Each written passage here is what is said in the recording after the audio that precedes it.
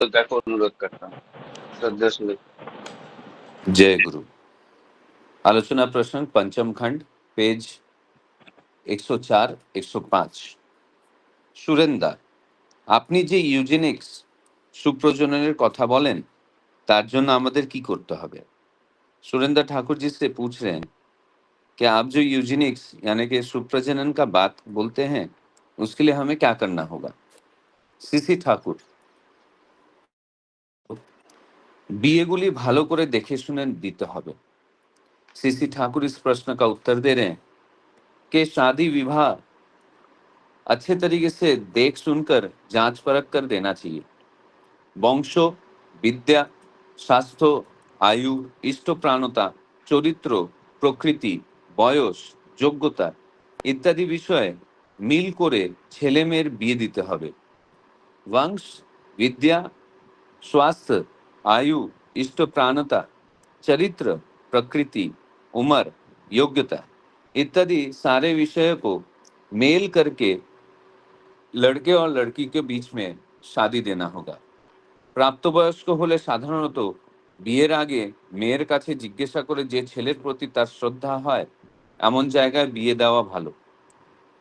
अगर लड़की का उम्र ज्यादा है तो साधारण तौर पे शादी से पहले लड़की को ये पूछकर कि कौन से लड़के के प्रति उसकी श्रद्धा है ऐसे जगह पर ही शादी देना अच्छी बात है।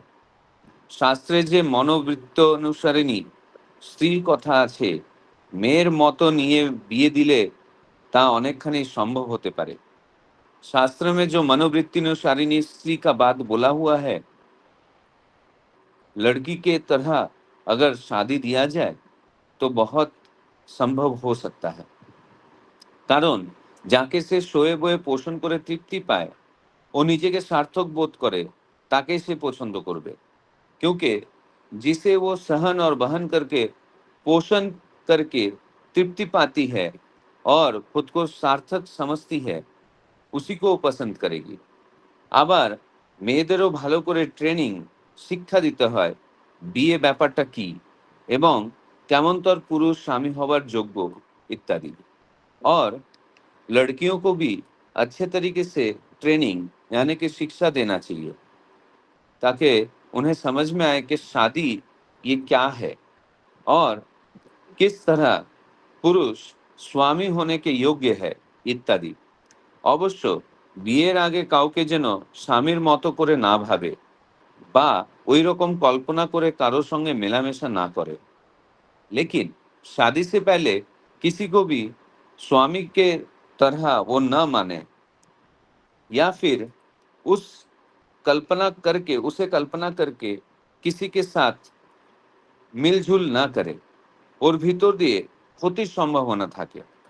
इसके भीतर क्षति की संभावना रहती है। একটা ছোট্ট কথা মেয়েদের মাথায় ঢুকিয়ে দিতে হয়। एक छोटी सी बात लड़कियों के मस्तिष्क में डाल देना चाहिए। সেটা হলো এই যে পুরুষ মেয়েমুখী ও মেয়েদের দৃষ্টি আকর্ষণ করবার জন্য ঘুরে ঘুরে বেড়ায় তাকে কখনো স্বামী হিসাবে निर्वाचन करते नहीं। वो बात यह है कि जो पुरुष हमेशा नारीमुखी और नारियों के दृष्टि आकर्षण करने के लिए घूमते रहता है उन्हें कभी भी स्वामी हिसाब से निर्वाचन न करे। आदर्श प्राणताएं हवा चाहे तार प्रधान संपद। आदर्श प्राणता ही उनका प्रधान संपद होना चाहिए। আর কুলশীলেও পুরুষ উন্নত কিংবা অত্যন্ত সদৃশ্য হওয়া চাই और कुलशील में पुरुष उन्नत या फिर कम से कम सदृश्य होना चाहिए। निम्न कुलशील সম্পন্ন পুরুষকে বিয়ে করলে সে তারই ক্ষতি এটা বুঝিয়ে দেওয়া যায়। निम्न कुलशील संपन्न पुरुष को शादी करने पर उसी का क्षति होगा ये बात समझा देना चाहिए। ক্ষতি এই দিক দিয়ে যে তার পিতৃপুরুষাগত সংস্কার স্বামীর মাধ্যমে পরিপূরক না হয়ে বরং অবদলিত হয় এবং তার ফলে তার সন্তান সন্ততি विकृत प्रकृतिरই হয়ে থাকে।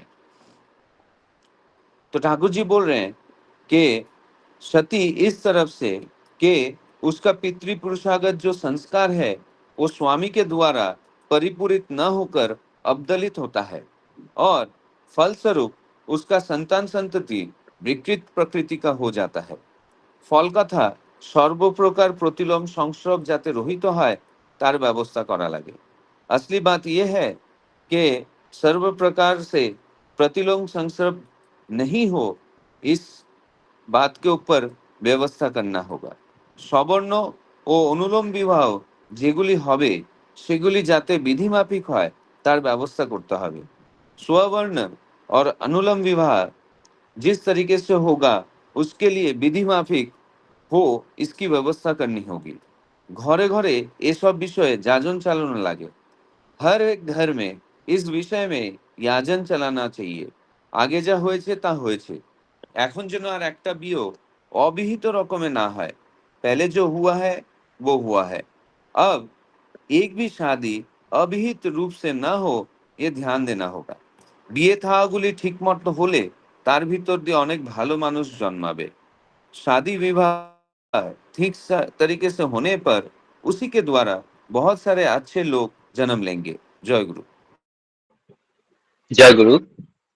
अभी श्रद्धा सुरेशदा बहुत सुंदर भाव से आलोचना प्रसंगों का निर्वाचित अंश पाठ किए है और उतना ही दक्षता का साथ उसको हिंदी में रूपांतर किए है। तो आज का जो विषय वस्तु है वो बहुत ही गुरुत्वपूर्ण विषय वस्तु है, सुप्रजनन और सुविवाह को लेके। तो ठाकुर जी इसका ऊपर बहुत ही जोर दिया है, सुप्रजनन सुविवाह का, क्योंकि सुविवाह होने से ही सुप्रजनन होते हैं और सुप्रजनन होने से ही अच्छे मनुष्य जन्म होता है और समाज और देश राष्ट्र का हित होता है। बहुत गुरुत्वपूर्ण विषय है और हमारे बीच ऐसे व्यक्तित्व उपस्थित है जो सुविवाह को लेके बहुत प्रयास कर रहे हैं, प्रकृतपक्षे एक आंदोलन शुरू किए हैं। मैं आमंत्रण करना चाहूंगा श्रद्धेय श्री शशिदा को सुविवाह का विषय में आलोचना करने के लिए। श्रद्धेय शशिदा।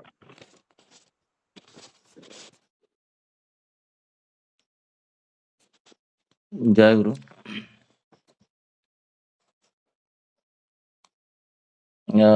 मेरा आवाज आ रहा है? नेटवर्क ठीक है? क्योंकि मैं थोड़ा विलेज हाँ एरिया में ठीक हूँ। है, ठीक है, एकदम first class, loud and clear. आज का जो विषय वस्तु सुरेन विश्वासदा श्री ठाकुर जी को पूछे जे आप जो यूजेनिक्स मतलब सुप्रजनन का बात बोल रहे हैं, उसके लिए हम लोग को क्या करना होगा, ये श्री ठाकुर जी को पूछ रहे हैं। जो श्री जो सुप्रजनन के लिए क्या क्या व्यवस्था हम लोग को आप करना पड़ेगा। तो श्री ठाकुर आज का जो विषय वस्तु है बहुत मार्मिक विषय वस्तु है और मैं समझता हूँ उसके ऊपर मैं कुछ दिन से प्रयास कर रहा हूँ जो समाज के लिए, क्योंकि मेरा बेटा अभी उम्र है 11+12 हुआ है, तो उसको शादी करने के लिए काफ़ी टाइम बाकी है। बट मेरा घर पे कोई शादी विवाह नहीं करता है, तो वो टॉपिक में ना मैं पढ़ता हूँ, मैं ना मैं जानता हूँ, ना मेरा ज्ञान उसके ऊपर मैं ये करता हूँ, ना मैं शिक्षा देता हूँ। जब विवाह हो क्या समय आता है उसी टाइम में मैं प्रयास करता हूँ। उस टाइम में शिक्षा देने के लिए 10 साल लगेगा मिनिमम विवाह के ऊपर। तो अभी से शुरू करेंगे थोड़ा थोड़ा करके, जो पर्याय में जिसको जो सिखाना है वो भी जानना जरूरी है। अभी उसको वंश के बारे में तो बता सकता हूँ, गोत्रों के बारे में तो बता सकता हूँ।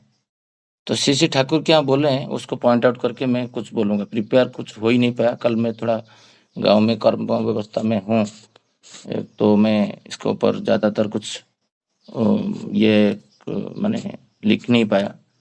बट मैं आज जो सूरजदा इतना सुंदर भाव से पढ़े, सूरजदा को धन्यवाद देना चाहता हूँ। हर दिन का उनका जो प्रयास है, एक दिन पहले वो ऑडियो क्लिप्स भेजते हैं, फिर नेक्स्ट डे बहुत सुंदर भाव से पढ़ते हैं, माने मन को छू जाता है और ठाकुर जी का बातें।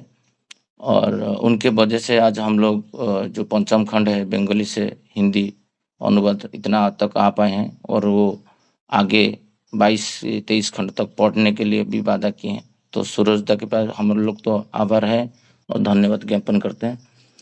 और आज जो श्री ठाकुर जी बोले हैं, यदि विवाह देखे सुने देना होगा। विवाह जो करने से पहले हमको कुछ जो पिता माता अभी है, थोड़ा मैं रिक्वेस्ट करूंगा सबको माइक ऑन करके स्पीकर फोन में आपका बेटा बेटी को बुला के बिठाइए पास में, जिसका शादी उम्र हो गया है।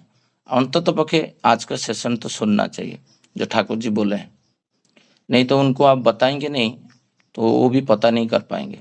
जो ठाकुर जी क्या बोले हैं कि विवाह संबंध में बहुत सारा नॉलेज है। तो श्री ठाकुर जी बोलते हैं जो विवाह जो करने से पहले अच्छी तरह से करना चाहिए। तो यहाँ पर श्री ठाकुर जी बोलते हैं अच्छी तरह करने के लिए क्या क्या देखना चाहिए। श्री ठाकुर जी बोल रहे हैं वंश, विद्या, स्वास्थ्य, आयु, इष्टपणता, चरित्र, प्रकृति, टेम्परामेंट व धातु, बयस, योग्यता। इसको छोड़ के 34 पॉइंट्स भी और है, तो आज का संभव नहीं है वो सब आलोचना करने के लिए।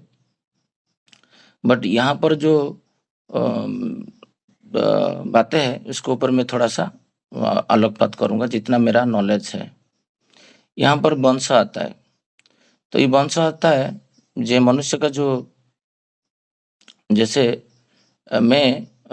मुझे कल मेरा जो चाइल्डहुड का टीचर मिले मेरा गांव में, तो मुझे बोले शशिकांत मैं तुम्हारा घर का पीछे आंगन में गया था और देखा 4 समाधि है, बट तुम्हारे पिताजी का है और तुम्हारे भाई का है और 2 का किसका है।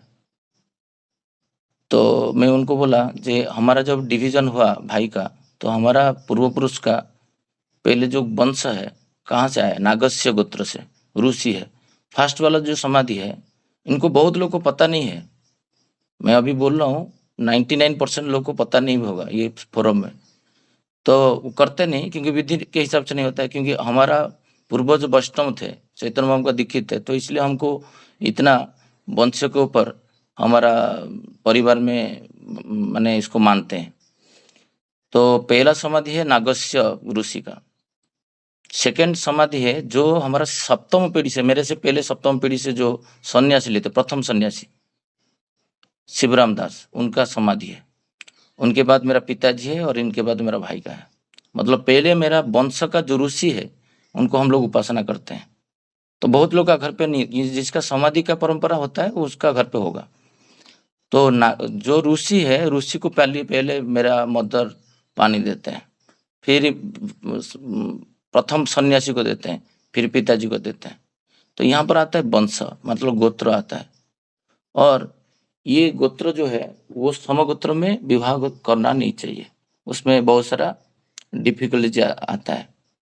जो रक्तहीनता वगैरह रोग है वो सब आता है। कभी कभी आप देखे होंगे किसी का आईब्रो व्हाइट पूरा हो गया है, किसका वो देखे होंगे लिप्स पूरा ब्लैक है, मतलब अजीब सा देखोगे आप। तो ये जितना भी विकृति सब बड़ी शरीर में आता है वो समगोत्र में विवाह करने से आता है। तो हमको पहले वंश देखना चाहिए, जो उसका गोत्र क्या है। लड़की का कश्यप है, उसका नागस्य है, तो गोत्र अलग होना चाहिए। और आपका जो अभिजात्य है, परंपरा है, वो उसको कैसे मान के चल रहा है, वो दैट इज बहुत बड़ा इंपॉर्टेंट पॉइंट है। अभी कुछ दिन पहले हमारा नूर सिंह भाई एक मुझे फोटो भेजे थे, जो मैं बोल आपका घर पे क्या आज खाना बना है, वो फोटो खींच के भेजे। तो देखा उनका सब जो कौन सा पीतल है वो बर्तन में खाना खा रहे हैं। क्यों? वो ब्राह्मण है। तो ब्राह्मण जो होता है वो लोग स्टील एंड एल्युमिनियम में नहीं खाते हैं, क्योंकि एल्युमिनियम खाने से मनुष्य अल्पायु होता है। इसलिए जितना भी जेल है आज का डेट में, भारत सरकार वो एल्युमिनियम बर्तन हटाया नहीं, क्योंकि अल्पायु करने के लिए जितना भी लोग रहते हैं जेल में जल्दी जल्दी मर जाए, क्योंकि खूनी अपराधी जो है उनको रक्त को अपरिष्कार किया जाता है, आयु को कम करने के लिए एल्युमिनियम बर्तन में खाना दिया जाता है। तो अभी वो जो परंपरा वंश देखोगे, ये ब्राह्मण होके उसका घर पे बर्तन क्या है, जब आप लड़का देखने के लिए जाओगे वो स्टील बर्तन में खा रहा है, मतलब वो ब्राह्मण जो है बहुत सारा चीज मानते हैं। तो उसी से आप पकड़ लोगे जो उसका वंश में क्या क्या वो फॉलो करते हैं। उनका कोई सामान देखोगे ऊपर उधर उधर नहीं रहता है। ब्राह्मण घर में पूरा परिष्कार परिच्छन्न रहता है, उनका सेपरेट बर्तन रहता है, अतिथि के लिए अलग वस्त्र रहता है, वो तुम्हारा जो पहना हुआ वस्त्र वो प्रदान नहीं करते हैं। तो ये सब जो चीज़ है वो वंश परंपरा में आता है। वो डिटेल में जाऊंगा तो बहुत माइंड में तो बहुत सारी चीज़ है, बट वो सब बताना संभव नहीं है। बट यहाँ पर मुख्यतः गोत्र को देखना चाहिए। और सेकेंड पॉइंट श्री ठाकुर जी बोल रहे हैं, तो मैं ये वंश के बारे में कल इतना मेरा टीचर को बता पाया और इतना वो मेरे ऊपर प्रीत हुए। और मेरा टीचर है, बचपन का टीचर, मैं तो उनसे बड़ा नहीं हो पाऊंगा, बट वो प्राउड फील किए जे मेरा जो छात्र है वो दीक्षा नहीं लिए, बट वो सोचे जे मेरा जो छात्र है इतना डिटेलिंग में मुझे समझा पाया।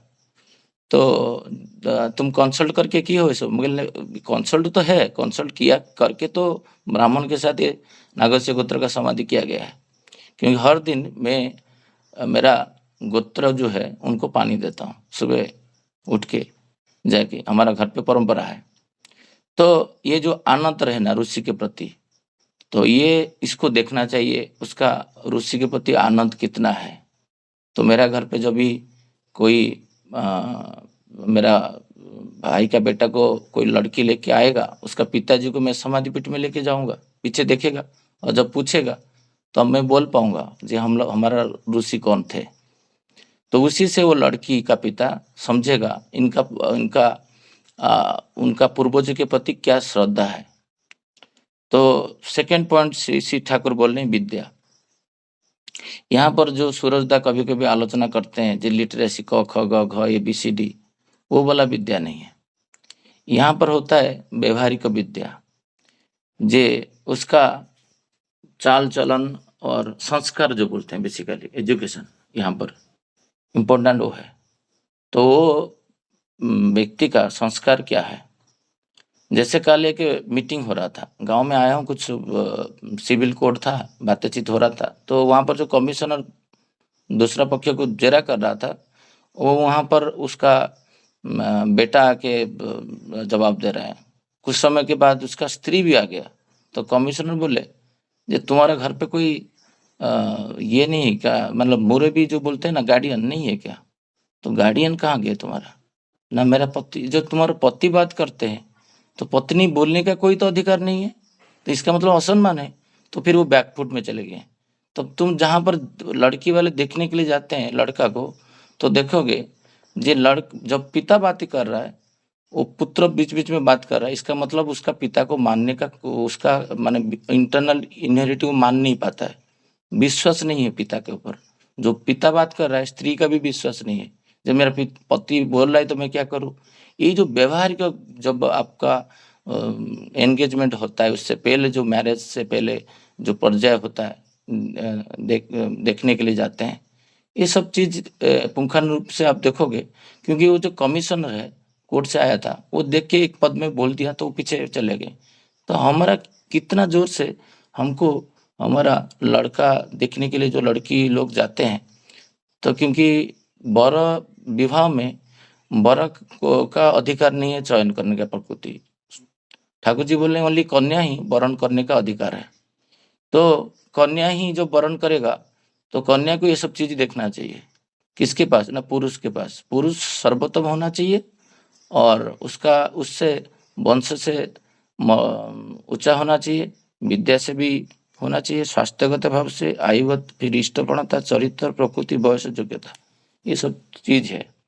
अभी ये विद्या में जो छोटा छोटा बातें आपको बता रहा हूँ, क्यों? इसी से आप परख लोगे वो बेटा कैसा है, मतलब उसका जो वर है वो कैसा है।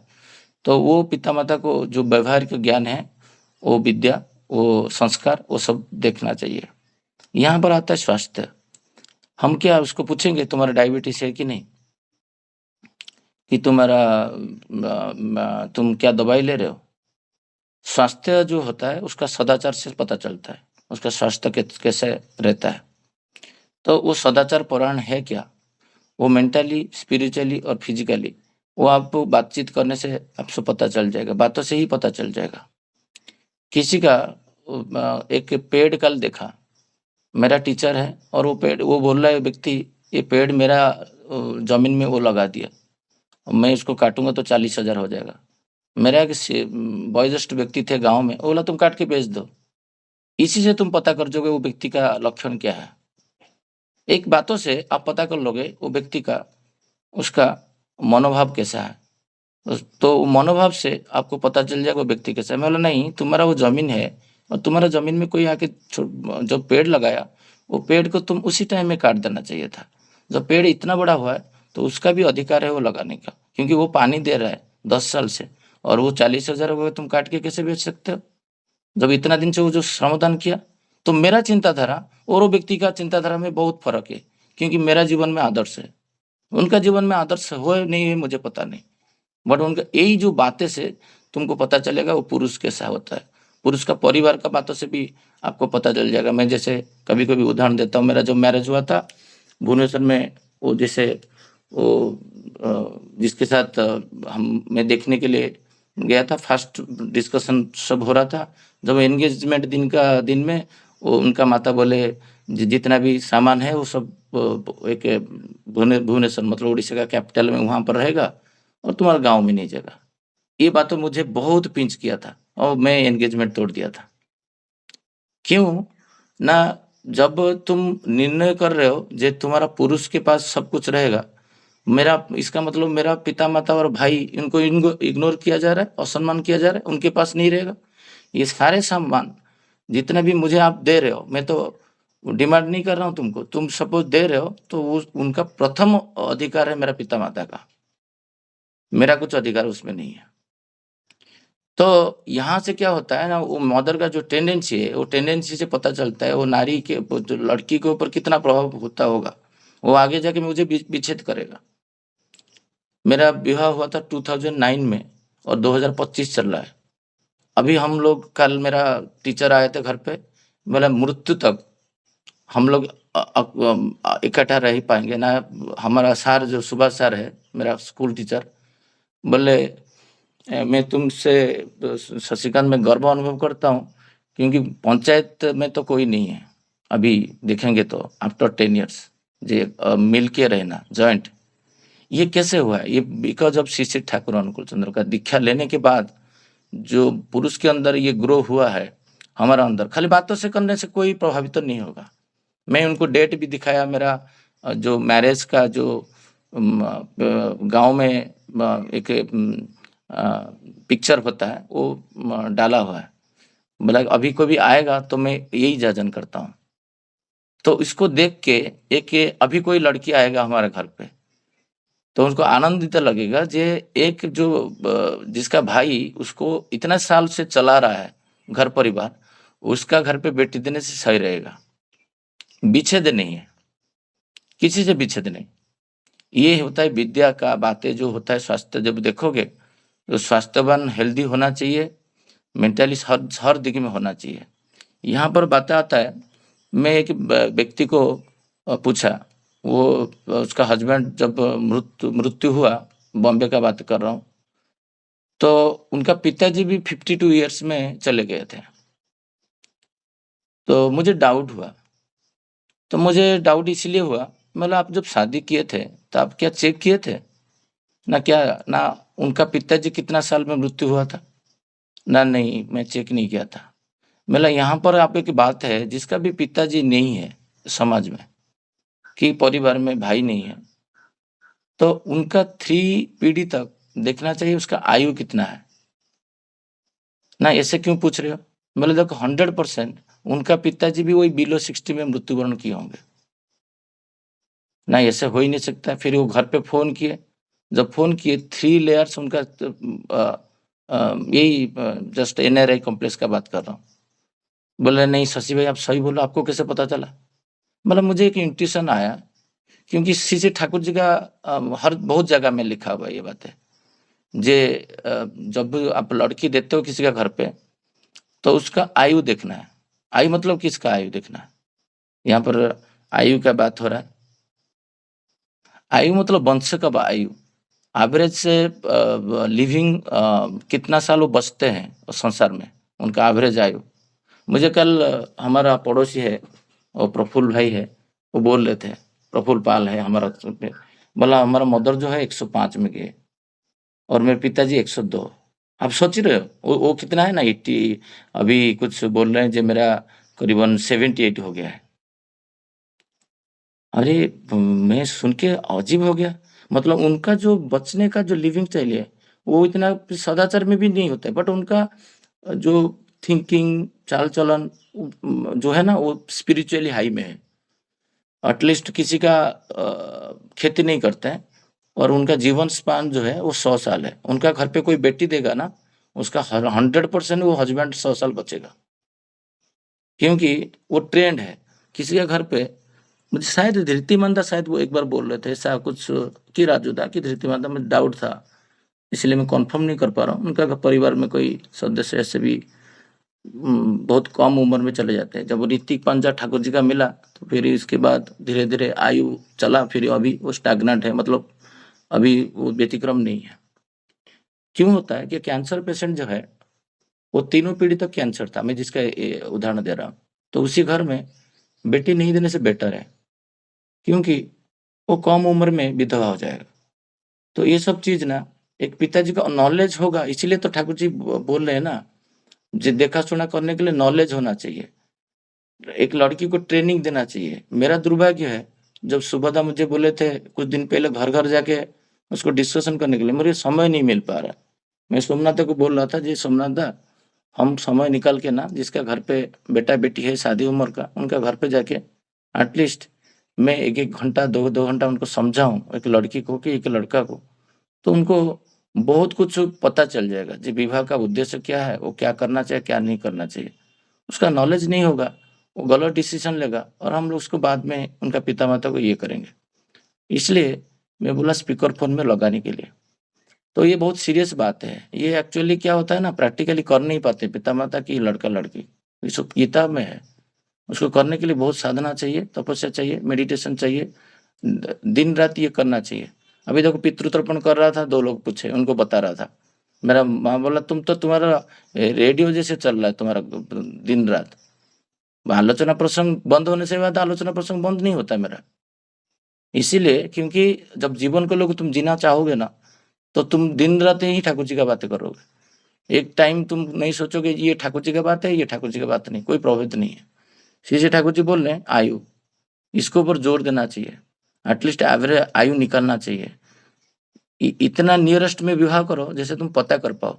तुम मैट्रिमोनियल में देखोगे और उसका कैसे पता कर पाओगे, कर नहीं पाओगे। ऐसे एक विवाह करना चाहिए जिसको तुम जानते हो, कि पता कर सकते हो किसी के द्वारा। नहीं तो फिर आप तो सब कुछ देख लिए, वर्ण सवर्ण देख लिए, गोत्र देख लिए, बाकी योग्यता देख लिए, बयस देख लिए, सब कुछ देख लिए, बट कभी वो जो लड़की सोचा था कि मैं इतना कम उम्र में मेरा स्वामी चला जाएगा, क्योंकि स्वामी के अंदर ही कैंसर था। ऐसा नहीं है जो कैंसर खाना पीना रात को बैठा ऐसा हो गया, क्योंकि 3 पीढ़ी से तो कैंसर से मृत्युवरण हो रहा है, वो पता नहीं कर पाया उसका पिताजी। तो मेरा भाग्य में जो था, मतलब कोई भाग्य कुछ नहीं होता है। इसीलिए चाणक्य बोलते हैं जो जो अल्पायु होते हैं उनका परिवार को विच्छेद करके रखा जाता था। उनको एक ना उच्चतम कार्य में भार में दिया जाता था। जो उच्चतम भार में आदर्श युक्त काम में सपोज उनको साइंटिस्ट बना दिया गया कि और कुछ बना दिया गया, जो उसके लिए विवाह करने के लिए कोई जरूरत उनको नहीं पड़ा, उनको अलग काम में लगा दिया जाता था। क्योंकि और नहीं तो उनको इष्ट युक्त करने से आयु बढ़ेगा। जब ईश्वर का पूर्ण मात्रा में, जैसे धृतिमंद बोलते हैं, पूर्ण मात्रा में वो ईश्वर शक्त हो जाएगा, एटलीस्ट 10 साल 15 साल स्वस्थ निपालन कर लेगा, तो फिर वो 52 62 फिर 60 73 का 100 ईयर्स भी हो जाएगा। तो वो तो करना पॉसिबल नहीं होता है। तो तुम तो डे 1 में मैरिज कर रहे हो, उसका तो 30 साल बीत गया। और ये आजकल मॉडर्नाइज जवान में कौन चाहेगा मेरा पत्नी इष्ट प्राण धार्मिक बने? वो तो सब चाहते हैं जी मॉडर्नाइज होके रहे, तो फिर जो होने वाला है वही होता है। फिर इसी से ठाकुर जी बोलते हैं इष्ट प्रणता। ये इष्ट प्रणता फिर टेस्ट कैसे करोगे आप? आपका उसका व्यवहार चाल चलन में, उनका जीवन में गुरु है कि नहीं। प्रथम तो मैं तो अभी कुछ दिन पहले मनोरंजन भाई बोल रहा था, उनका ब्रदर इन लॉ का शादी है, मतलब गुरु ग्रहण किया ना, नहीं तो विवाह करना नहीं चाहिए। मेरा स्ट्रेट फॉरवर्ड बात है, गुरु जब तक ग्रहण नहीं करते हैं तब तो विवाह नहीं करना चाहिए। जो गुरु ग्रहण नहीं किया उसको विवाह नहीं करना चाहिए। ये फर्स्ट पॉइंट है। ये लोग सोचते नहीं वो बाद में हो जाएगा दीक्षा देने से, नहीं, ऐसा नहीं होता है। दीक्षा 12 साल में लेगा, सोच तो नहीं पालन करेगा, 24 साल में शादी होगा कि 25 साल में कि 30 साल में होगा। आप बोलोगे 30 साल में मेरा मन में गुरु मंत्र दे रहा था, विवाह के समय प्रज्ञा बैठे थे साइड में, विवाह चल रहा है, वो आके मुझे गुरु ग्रहण का मंत्र दे रहा है। बोला मैं गुरु ग्रहण कर चुका हूं, मुझे वो मंत्र मत दीजिए। ब्राह्मण क्या करता है आपको पता नहीं होता, ये वो प्रक्रिया है। बिना गुरु ग्रहण में आर्य विवाह नहीं करता था, इसीलिए वो क्या करता है, विवाह मंडप में वो आपको कान में मंत्र देता है, वो भी उसको पता नहीं वो क्या चल रहा है। तो इसलिए इष्ट प्रणता जो जिसका अंदर नहीं है, उसको ठाकुर जी बोल रहे हैं ये चेक, एक लड़की चेक करना चाहिए उसका इष्ट प्रणता है कि नहीं। मैं इसके ऊपर ज्यादा नहीं जा रहा हूँ। यहाँ पर ठाकुर बोले चरित्र का बात कर रहे हैं। जो जो जो व्यक्ति लालची है, लोभी है, उसका हर कैरेक्टर सही नहीं है, हर चीज में पिता माता को ऊपर नीचे करके बातें करता है, परिवेश में पता करो वो व्यक्ति का चरित्रवान है कि नहीं, उसका कोई जो पुरुष जो है कोई नारी के साथ संबंध है क्या, वो सब चेक करना चाहिए। नहीं तो चरित्रवान व्यक्ति जो है, वो चरित्रवान व्यक्ति को आप चेक नहीं करोगे, बाद में क्या होता है ना, फिर इतना सारा जो आजकल जितना भी डिवोर्स होता है, मनोमालिन्य होता है। आजकल पिता के साथ बढ़िया संबंध था, मैरिज करने के बाद पुरुष नारी मुखी हुआ और पिता माता को पूछता नहीं, ये घर घर का बातें है। तो मैं जैसे उस दिन गया था, जो बोल रहा था मंदिर का बातें बोल रहा था, इतना बड़ा मंदिर करने से क्या होगा, तो तुम्हारे पिता को तुम पूछ नहीं रहे हो, वो मंदिर में भगवान वास नहीं करते। तो इस टाइप का जो उसका जो संतान है, जो बेटा है, उसको तुम शादी करोगे क्या होगा। तो इसको पता करना चाहिए, वो चरित्रवान, उसका पिता का भी देखो, पुत्र का, सबका देखो, परिवार कैसा है, इसलिए वंश और चरित्र उसी में आ जाता है। तो चरित्र आप जब देखने जाओगे, एक क्षण में आपको पता चल जाएगा वो क्या है। नहीं तो अदरवाइज आप जब आप इष्ट प्रणता है, आपके जीवन में आदर्श है, आपको पूरा जो खाना बर्तन में बन रहा है चावल, पूरा सबको प्रेस करने की जरूरत नहीं, एक प्रेस करने से पूरा पका हुआ कि नहीं आपको पता चलेगा। तो चरित्रवान व्यक्तित्व को देख के शादी करना चाहिए।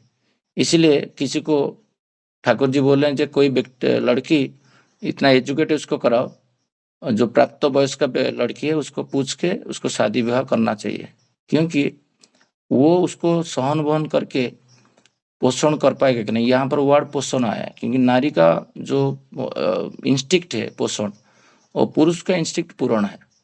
पुरुष क्या करेगा, बाहर से रोजगार करेगा, चावल लाएगा, दाल लाएगा, और नारी क्या करेगा, उसको खाना बना के दे के तृप्ति। देखो माँ लोग सब तृप्ति होते हैं, माँ लोग के लिए खाना नहीं रहता है, उनका बर्तन में एक भी खाना नहीं रहेगा, बोला है और थोड़ा देता हूँ, क्योंकि वो पोषण, उनका इंस्टिक्ट पोषण है।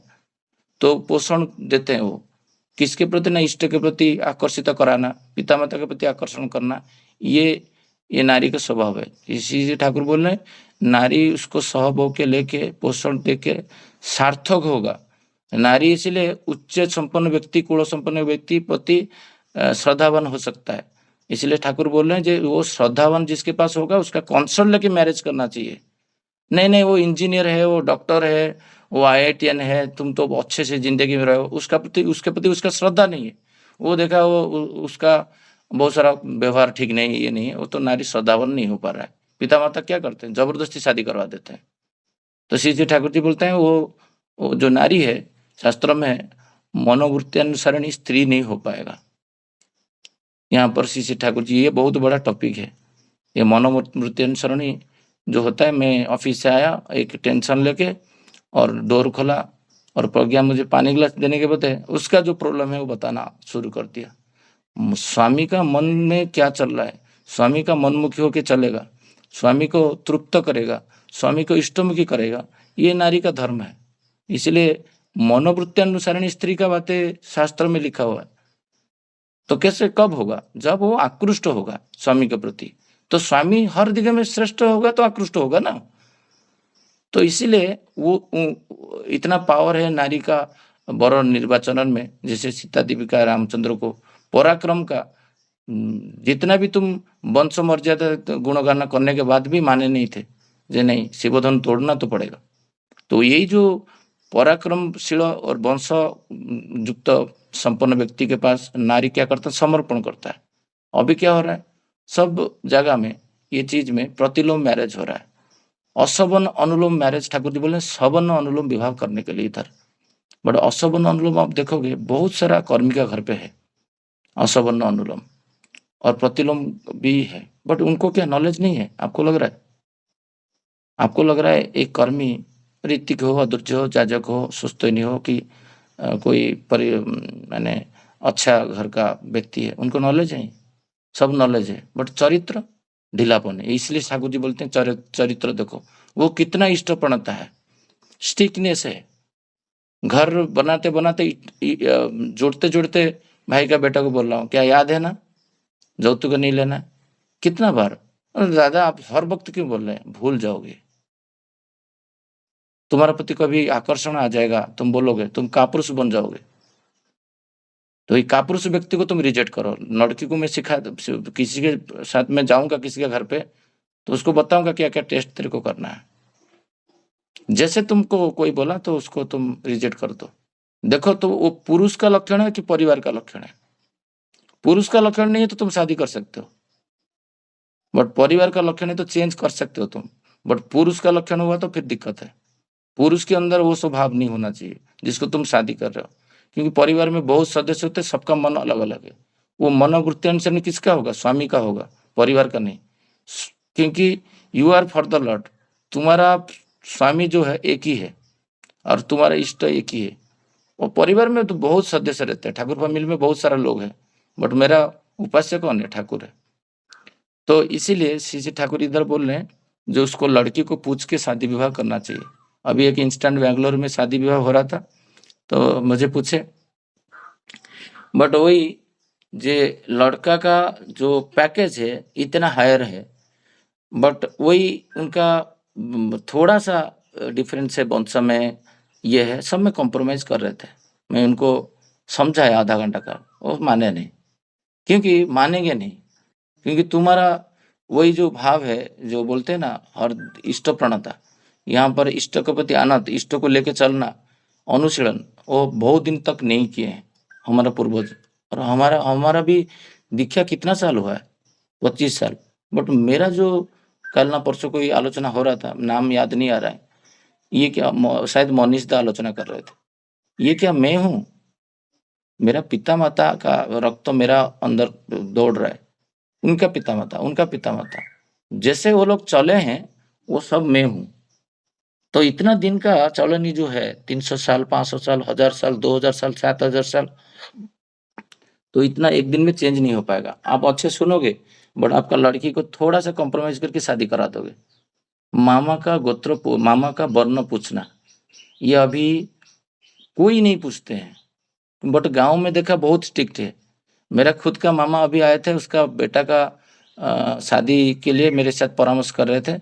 मैं जो गोत्रों का बात किया वो मेरे साथ डिसएग्री हो गए, बट पहले से तो हम देखते थे ना, अभी कहाँ मिलेगा, मतलब क्यों नहीं मिलेगा ना। वैष्णव घर में तो साधारणतः अलग रहता है, और जो वर्ण तो सवर्ण रहता है। मतलब वैष्णव आप ढूंढ रहे हो तो फिर तो प्रॉब्लम नहीं होगा, क्योंकि प्योर वैष्णव जो है उनके वर्ण में कहीं पे प्रॉब्लम नहीं होता है, वो पूरा देख के करते हैं। बट आप अदर देन वैष्णव करोगे, जो उनका घर पे भी तो भी घुस गया है ये असवर्ण अनुलोम। अभी प्रतिलोम मैरिज का जो संतान है, उस तो ठाकुर जी बहुत जगह में बोले विवाह, बहुत जगह क्या आप देखोगे प्रतिलोमज तो नारी नीति का वाणी नंबर याद नहीं आ रहा, क्योंकि घर पे होता तो मैं अभी बॉम्बे में होता तो मैं निकाल के बोल देता फटाक से। वहां पर तो बोले हैं श्री ठाकुर जी प्रतिलोमज वृद्धि नहीं करने के लिए। प्रतिलोमज जो प्रतिलोम विवाह करते हैं उनका घर पे शादी विवाह नहीं होता है। चाणक्य नीति का शायद 17 नंबर 18 नंबर पेज में देखोगे, उसमें तो लिखा है पानी ग्रहण भी नहीं होता था।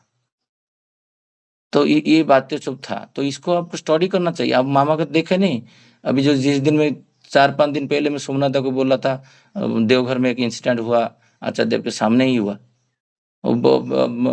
आचार्य देव आशीर्वाद किए, जब विवाह करने के लिए मामा का गोत्र पूछे, वो ब्राह्मण था, और मदर ब्राह्मण और पिता क्षत्रिय, और ये लड़की भी क्षत्रिय है, और लड़की बोला लड़की का पक्ष है, अरेंज मैरिज है, और पूछे नहीं थे, जब पूछे तो बोला ब्राह्मण है।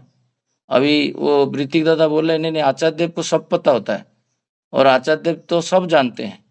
मैं बोला तुम आचार्य देव को बोले थे उनका मदर ब्राह्मण है ना? नहीं। तो फिर आचार्य देव सब जानते कैसे हुआ?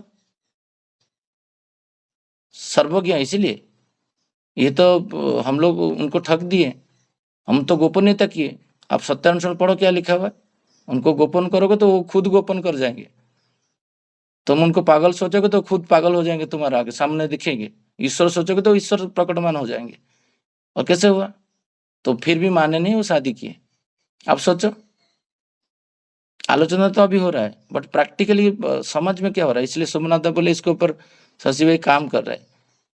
मैं काम करने के लिए प्रयास जब करता हूँ, जब आप जाओगे समाज में, फील्ड में, विवाह के ऊपर ट्रेनिंग देने के लिए कि करने के लिए, तो आपका घर को पहले ठीक करना पड़ेगा। आप जब तक नहीं करोगे तो आपके बात है ना, वो इन्फ्लुएंस किसी को नहीं कर पाएगा। आप बाकी हृदय स्पर्शी नहीं कर पाओगे, आप ट्रेनिंग नहीं दे पाओगे। इसलिए पहला मेरा पास केस स्टडी है, मेरा भाई का बेटा, उसमें बहुत सारा ऑब्स्टेकल आ चुका है मेरे सामने। जो तथाकथित गांव में 10-12 यहाँ पर क्या बोलूं, मैंने क्विंटल मटन चिकन करते हैं, क्विंटल। मेरा गांव में भेज में वेजिटेरियन करके शादी करना असंभव है। इसलिए मेरा भाई का बेटी को मैं लगे भुवनेश्वर में मैरिज करवाया था। मेरा शादी में तो यहाँ पर क्विंटल कर दिए मेरा पड़ोसी लोग। आए नहीं, आएंगे नहीं, क्या करोगे आप?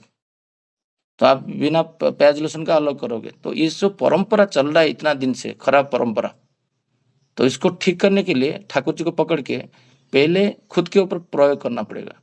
समाज को परिवर्तन कर नहीं सकते आप।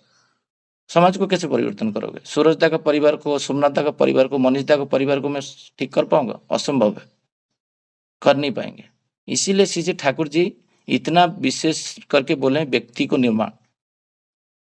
तो मैं जब ये सोचा जो इंडिविजुअली मैं इसलिए करने लगा, हमारा से छोड़ के मेरा करने लगा, इसीलिए क्योंकि देखा हमारा चेंज नहीं हो पाएगा। समाज को कैसे चेंज करूंगा? खुद चेंज होऊंगा, ठाकुर जी को लेकर चलूंगा। कल कुछ डिस्टर्बेंस हो रहा था, अप्रीतिकर परिस्थिति हो रहा था, मैं बोला मैं अकेला था, थोड़ा हैंडल करना मुश्किल हो रहा था। प्रज्ञा मुझे फोन पे बोल रहे हैं तुम अकेला क्यों थे? श्री ठाकुर नहीं थे क्या? ये जो चिंताधारा है, जो हर टाइम ठाकुर है, मैं भूल गया था जो ठाकुर भी थे। तो ये जो बोध है, ये बोध देख के पुरुष को एक लड़की निर्वाचित करेगा उसका विवाह के लिए। प्रकृति, टेम्परामेंट, धातु, उसका धातु कैसा है? किसी को पूरा फैन लगाने से ना दिन रात उसको चाहिए चिल्ड 16 डिग्री, किसी को ना पूरा गर्मी हो रहा है। ये लड़का लड़की कभी भी नहीं रह पाएंगे। वो प्रश्न उत्तर में हो जाता है, खाद्य पान में हो जाता है। और देखो बहुत सारा लड़की देखे होंगे जिसका घर पे जादू बॉक्सर पहन के बैठे होंगे, छोटा छोटा कपड़ा, जैसे तुम जाओगे वो दौड़ के चले जाएंगे बेडरूम में, वो फुल पहन के आ जाएंगे। अरे वो तुम जो पहनते हो ऐसे कपड़ा पहनो, कोई भी तुम्हारे घर पे प्रवेश करे तुमको बेडरूम में नहीं जाना पड़ा। नाइट पहनो, फुल पहनो, कुछ पहनो। तो ये सब लड़की जो इस टाइप कर गए, लड़का भी देखेगा चयन करेंगे इस टाइप को मैं शादी नहीं करूंगा। अरे मेरा घर पे आके तो पहले मेरा डिमांड रहेगा, तो हमारा घर पे तो अलाउ नहीं करेंगे।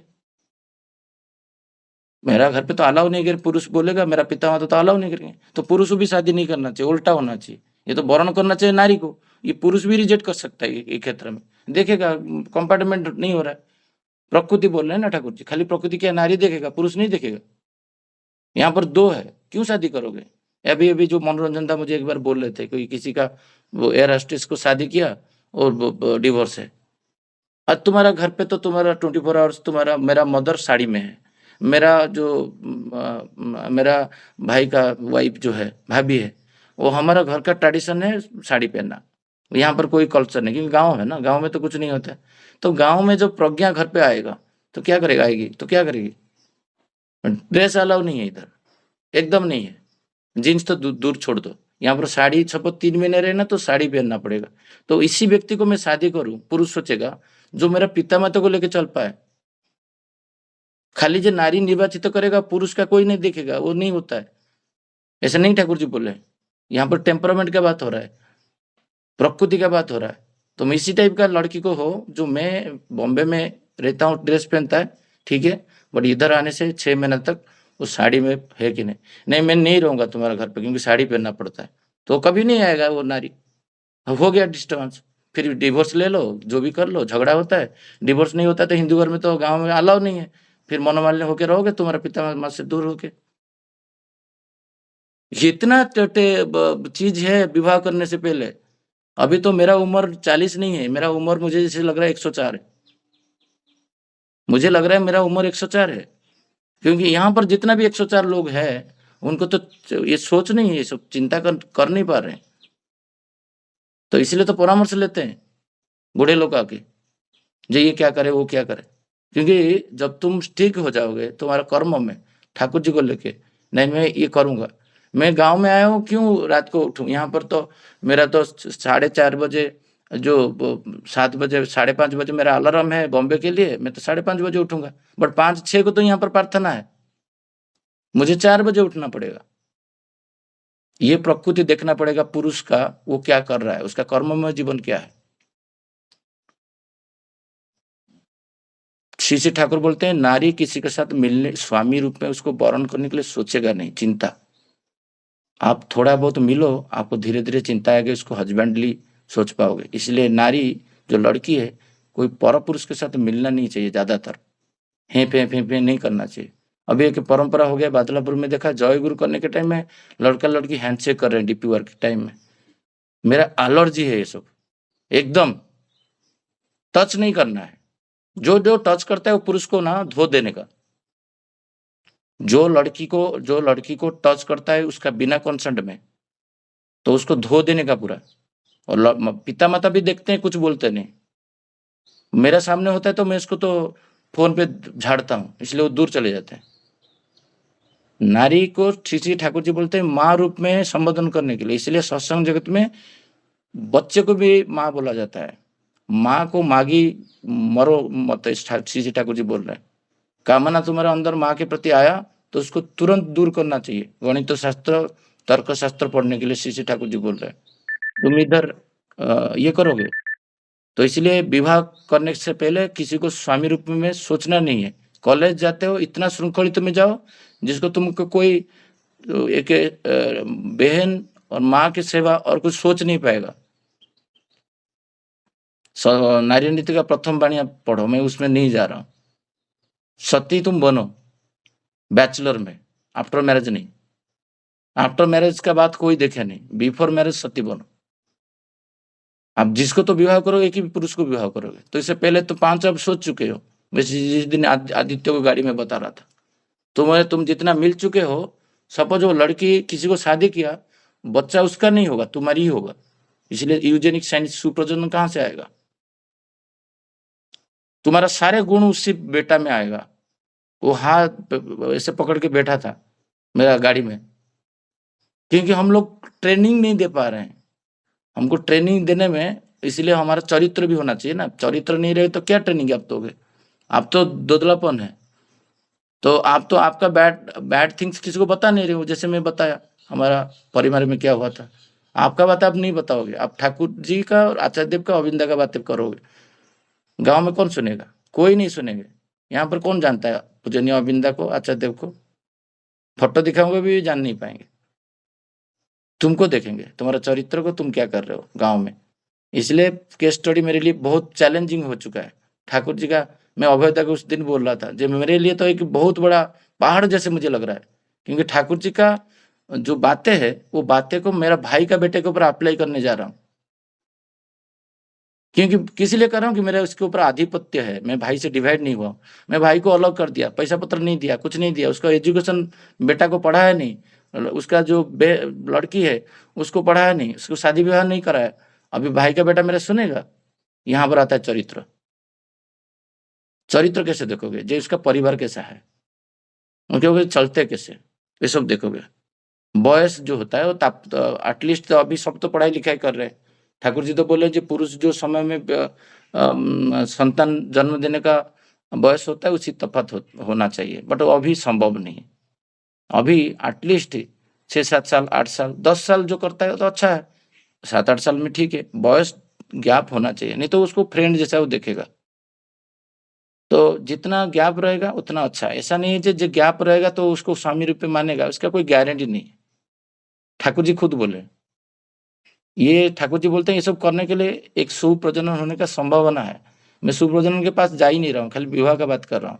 ये टॉपिक कल भी चलेगा, क्योंकि उसके बाद आता है जो तुम्हारा दाम्पत्य जीवन, क्योंकि विवाह तो कर तो बच्चा साथ साथ नहीं होता है, दाम्पत्य जीवन होता है। फिर मिलन के समय में तुम्हारा प्रकृति कैसा रहता है, स्वामी के प्रति आकृष्ट हो कि नहीं। नहीं तो आइंस्टाइन का बेटा तो आइंस्टाइन होता ना, क्यों नहीं हुआ?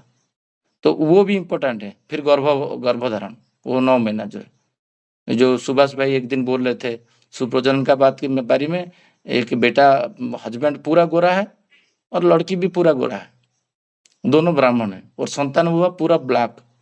और जब वो डॉक्टर उसको एक केस स्टडी लिए तो देखा गया था उसका एक निग्रो का जो बॉक्सर है वो उसका बेडरूम में लगा हुआ था, और हर दिन वो लड़की उसको देखता था, और वो भाव से वो काला पड़ गया। अब सोचो, ये तो कोई साइंस भी प्रूव नहीं कर पाएगा। तो सुसंतान आने के लिए बहुत कुछ अक्लांत परिश्रम करना पड़ेगा। हो सकता है 5th पीढ़ी में आया कि 6th पीढ़ी में आया, पता नहीं हमको, बट ठाकुर जी बोले संभावना है ये सब करने के बाद। क्या 10 साल का बॉयस जिसका गैप है उसका डिवोर्स नहीं हुआ है? हुआ है। स्वामी रूप में मानने के लिए उसके पास योग्यता होना चाहिए, पुरुष के पास, तो नारी उसके बाद सरेंडर होगा। श्री ठाकुर इधर बोलते हैं योग्यता का बात, मैं अभी जो बोल रहा था, योग्यता क्या, IIM करना कि IIT, ये योग्यता, अर्जुन पटुता। तो योग्यता जो है पुरुष के पास, वो योग्यता होता है वहन करने की योग्यता, पालन करने की योग्यता, परिपूर्ण करने की योग्यता। वो कितना दूर, कल जैसे मैं हमारा सर के साथ एक 45 मिनट डिस्कशन कर रहा था, जे मैं पुरुष तब हूँ जब मैं 100 साल का अभी डिस्प्यूट चल रहा है सिविल कोर्ट में करके, सबको व्यवस्थित करके, रास्ता दे के, जो भी करके ठीक कर दूं, देन मैं पुरुष हूँ। मैं पुरुष हूँ मेरा भाई को लेके चल पाऊँ, मैं पुरुष हूँ मेरा पत्नी को लेके चल पाऊँ, मैं पुरुष हूँ मेरा भाई का बेटा को लेके चल पाऊँ, देन पुरुष हूँ। योग्यता कहाँ से आएगा तुम्हारे? ABCD में कोई योग्यता नहीं। जैसे हर बार मैं सूरजदा का बातें मुझे अच्छा लगता है, क ख ग घ बोलते हैं, वो योग्यता में कुछ मतलब नहीं है। इसी संभ्रांत में तुम शादी कराओ, जिसका परिवार में कैरेक्टर है, चरित्र है, और चरित्रवान व्यक्ति थोड़ा रूढ़ होते हैं। स्मृति भाई मुझे ऑलवेज बोलते थे, मिष्टभाषी होना मुश्किल होता है उनके लिए, थोड़ा सा वो टेढ़ा रहते हैं। जैसे निर्बंध तोड़ के चला आया उस दिन, थोड़ा सा चरित्रवान, चरित्र के ऊपर काम करोगे ना। मुझे जो टोकता है मेरा पत्नी एंड मेरा घर का परिवार, मैं उनको एक्सेप्ट करता हूँ, उसके ऊपर काम करने के लिए प्रयास करता हूँ। हम कोई परफेक्ट नहीं है, ना हो ही नहीं पाएंगे।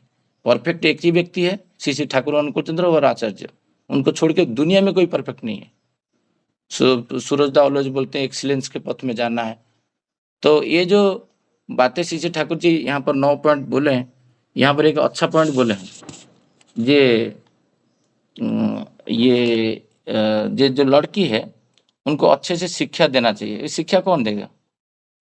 मेरा भाभी को मैं कुछ दिन पहले गाली दे रहा था, जे तुम बच्चे को कुछ भी सिखाए नहीं। मैं जब जितना आता हूँ बॉम्बे में 7-8 दिन, वही शिक्षा जितना है उतना दिन वो फोन पे बताता हूँ। बच्चे लोग को बिठा के खाने के टाइम में थोड़ा बातें करो, जो कॉलेज में वो क्या कर रहा है क्या नहीं कर रहा है। आइसक्रीम खा रहा है वो लड़का के साथ, ये आधा खा रहा है वो आधा खा रहा है, तुमको थोड़ी बता रहा है। मैं तो जहाँ पर देखता हूँ, अभी तो मैं डायरेक्ट अनजान व्यक्ति को बोल देता हूँ, कोई जान पहचान नहीं है। एक पुत्र का भाव लेके, एक भाई का भाव लेके, एक पिता का भाव में, जैसे बॉयज का देखता हूँ जिस हिसाब से मैं स्ट्रेट फॉरवर्ड में बातें करता हूँ। क्यों कर रहे हो सब चीज? ड्रेस कोड आप देखो, सत्संगी परिवार में क्या पहन रहे, क्या सत्संगी परिवार को पता नहीं क्या पहनना चाहिए? फेसबुक आप एनालिसिस कर देखो क्या क्या पोस्ट आ रहा है। सोचते नहीं 25 साल 30 साल, ऋतिक पंजा 50 साल, उनका बेटा बेटी को देखो। तो इस शिक्षा कहाँ से हुआ है? सीसी ठाकुर जी बोले, सुबोधा उस दिन बोल रहे थे, तुम क्या मैरिज का ग्रुप बनाने से मैरिज ठीक हो जाएगा? वो सही बोल रहे थे।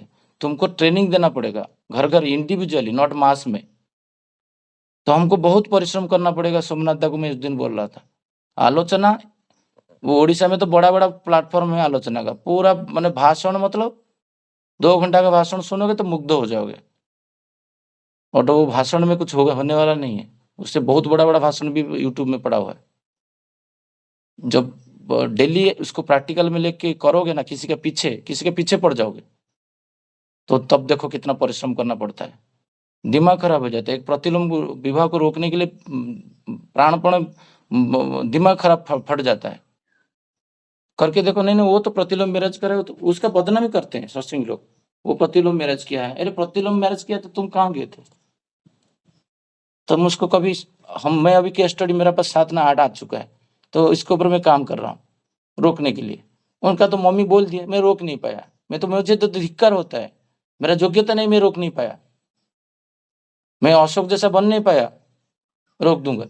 मेरा योग्यता बढ़ाना पड़ेगा, मेरा कैरेक्टर उतना और स्ट्रांग करना पड़ेगा, जिसको मैं बोलने से एक बार वो, जैसे मैं बोला ना, उठ अभी चल दिखा ले, उस दिन बोला जैसे, वो दिखा ले लिया। एक चल सोचते ले लिया।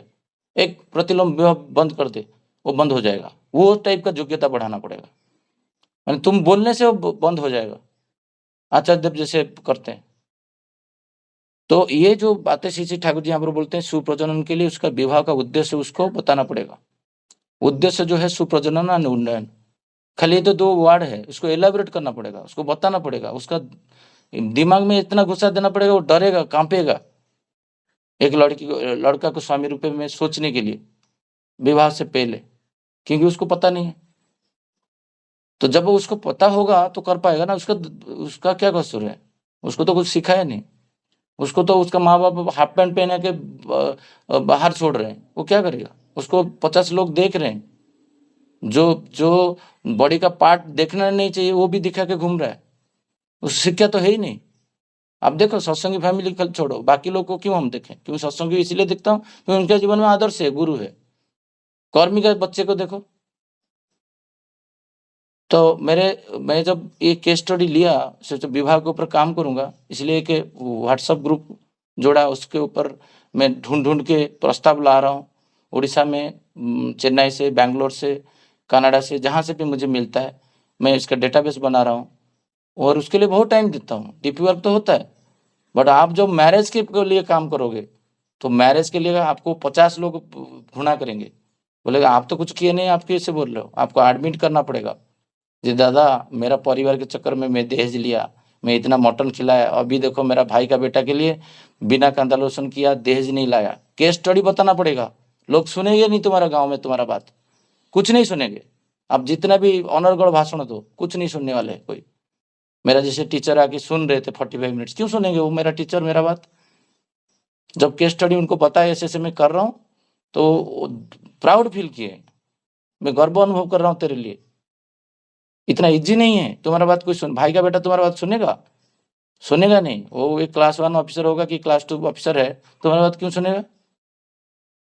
तो इसीलिए सीसी ठाकुर इधर बोल रहे हैं जी, विवाह से पहले स्वामी रूप में किसी चिंता नहीं करना चाहिए किसी को, और निम्न कुल संपन्न जो व्यक्ति है उसके पद शरण नहीं लेना चाहिए। बहुत टाइम ले चुका हूँ। जो भी आज हैंड रेज किए हैं उनको मैं सोमनाथ को बोलूँगा, वो कल आलोचना करने के लिए उनको बोलेंगे।